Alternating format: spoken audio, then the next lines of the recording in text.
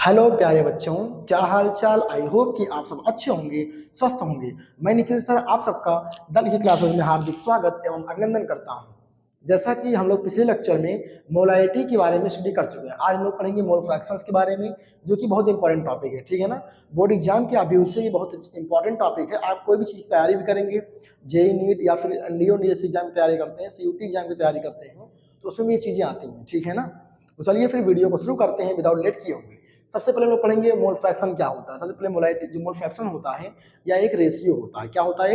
It is a ratio. इसका ratio होता है, देखो मोल फ्रैक्शन अगर आप सोल्यूट का निकालते हैं तो अलग होता है, सॉल्वेंट का निकालते हैं तो अलग होता है। देखिए जैसे यहाँ पे लिखा गया है ना, it is the ratio of number of moles of solute and number of moles of solvent.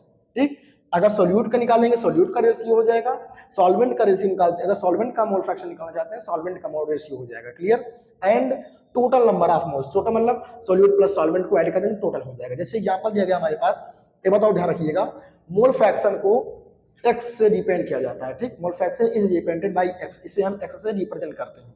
आगे देखते हैं, मोल फ्रैक्शन का फार्मूला को दिया गया है। मोल फ्रैक्शन हमने बताया ना, सोल्यूट के लिए अलग, सॉल्वेंट के लिए अलग। देखो इससे क्वेश्चंस ज्यादा आते हैं, थ्योरीज बहुत कम आते हैं। ठीक, हमको क्वेश्चंस के ऊपर ध्यान देना, थ्योरी थोड़ा कम ध्यान देना। क्लियर हुआ? चलिए देखते हैं मोल फ्रैक्शन सोल्यूट का। सोल्यूट का मोल फ्रैक्शन क्या होगा? देखो जिसका मोल फ्रैक्शन निकालना होता है उसके मोल हमेशा ऊपर रहते हैं। ठीक, तो सोल्यूट का निकालना हो, सोल्यूट के मोल ऊपर। देखो number of moles of solute upon number of mole of solute plus number of mole of solvent. Total mole, देखो सोल्यूट का मोल अपॉन में टोटल मोल, टोटल मोल में क्या जाएगा? सोल्यूट प्लस सॉल्वेंट दोनों आ जाएंगे। अब देखो number of mole of solute, solute को हम लोग कहते हैं Na। ठीक है ना, सोल्यूट के मोल फ्रैक्शन को हम लोग कहते हैं Xa। तो सोल्यूट का मोल जो होगा उसे कहेंगे Na, सॉल्वेंट का मोल को क्या कहते हैं? Nb। तो क्या हो जाएगा? Xa इक्वल टू हो जाएगा Na अपॉन में Na प्लस Nb। इसी को हम लोग क्या कहते हैं? सोल्यूट का मोल फ्रैक्शन कहते हैं। इसकी कोई यूनिट नहीं होती है। ठीक, और ना ही ये टेम्परेचर पे डिपेंड करते हैं। क्लियर हुआ? हमने बताया था जो टेम्परेचर पे कौन डिपेंड, इनमें वॉल्यूम होता है, इनमें कोई वॉल्यूम। चलिए हम अपने क्वेश्चंस की स्टार्टिंग करते हैं फिर विदाउट लेट किए हुए। क्वेश्चन क्या कह रहा है? Mole fraction of caustic soda is aqueous solution of NaOH is 0.4।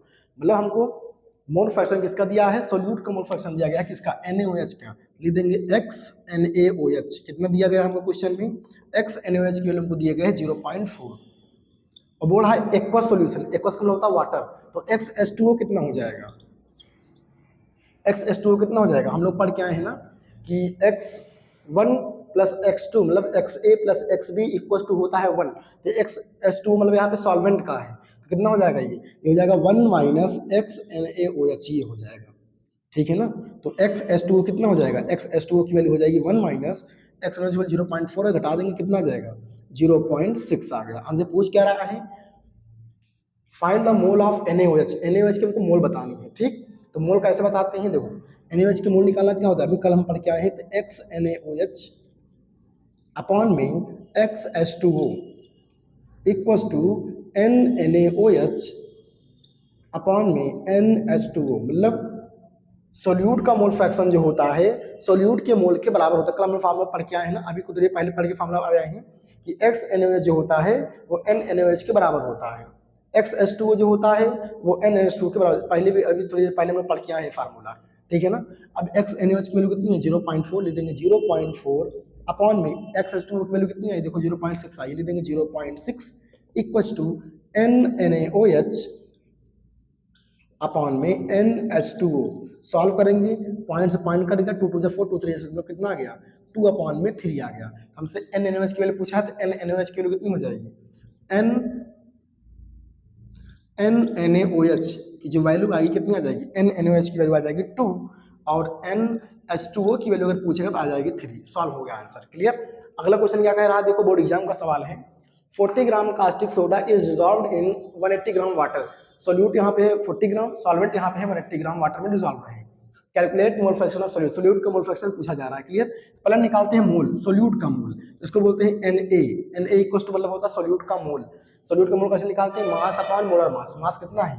40 gram upon में सोल्यूट यहाँ पे क्या है? Caustic soda. कास्टिक सोडा का मोलर मास भी होता है 40 सॉल्व कर दोगे तो Na की वैल्यू आ जाएगी 1। ठीक, समझ में आया यहाँ तक? Na, क्योंकि कास्टिक सोडा का जो मोलर मास होता है, कास्टिक सोडा, ठीक, कास्टिक सोडा फार्मूला क्या होता है?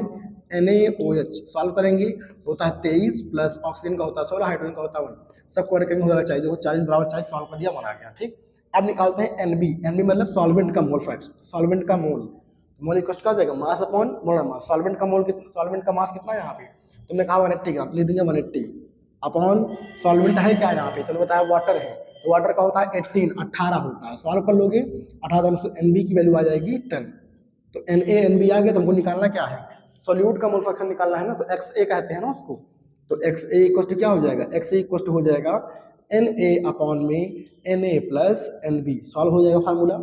Na की वैल्यू कितनी है 1 अपॉन में 1 प्लस 10, सॉल्व किया हमारे 1 अपॉन 11 आ गया, सॉल्व करेंगे 0.10 हो जाएगा, नहीं जाएगा 100 करोगे 0.9, ये आ जाएगा आंसर,